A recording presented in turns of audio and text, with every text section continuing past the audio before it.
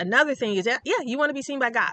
Absolutely. God sees that you are grateful for what he has already given you. Okay. Especially if you have running water, especially if you have running hot water.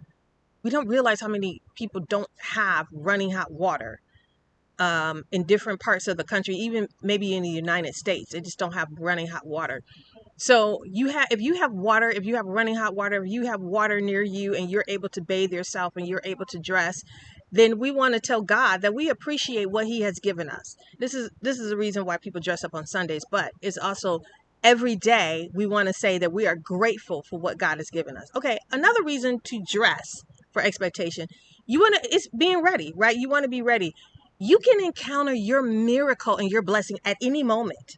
At any moment. It's so funny is that I will go out to the store, I would go out to Vons and I would refresh my makeup, and my kids are like, well, Mom, what are you doing? Why are you doing that? And I'm like, Ray Fiennes could be in Vons right now, you guys. He could totally be in Vons. So you just need to be ready. You need to be ready for your miracle. You need to be ready for your blessing. Another thing is that you represent. You're an ambassador of heaven for all you believers, and you're also representing your family. You're representing your family and your family name, so these are some things to think about in this week that we're dressing up and we're dashing, we're dapper, right? We're spiffy.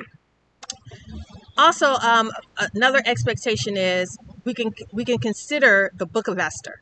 In the book of Esther, a lot of you guys know about that book. Her name was Hadassah. They changed her name to Esther, and she was plucked up from the streets. The king was looking for a new wife. The old wife had blew it.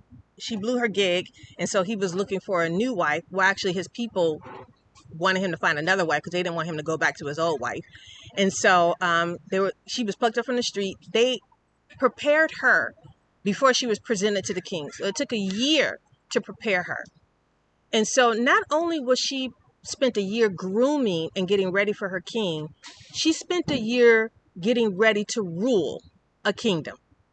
So think about that when you are getting up in the morning and you're getting dressed.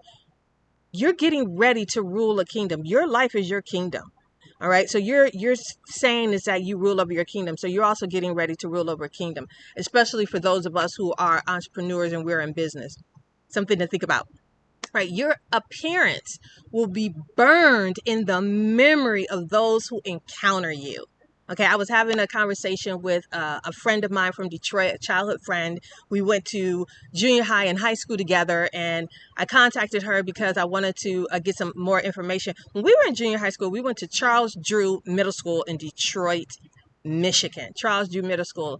And we had two specific teachers that I can remember being at Charles Drew. Our 8th grade teacher, Miss Hunter, beautiful woman, always looked very nice. Woman. And then there for our 7th grade, oh my goodness, was Miss Buckner. Miss Buckner was dressed there was never a time that this woman was not dressed to the nines. Her hair was laid. Her makeup was laid. Her clothes was laid. Her shoes was laid. She was teaching adolescents, right? But we were there 5 days a week, and there was never a time that I did not see Miss Buckner dressed. That was just her standard. That was just who she was. And according to my friend JoJo, she says Miss Buckner is the same way. So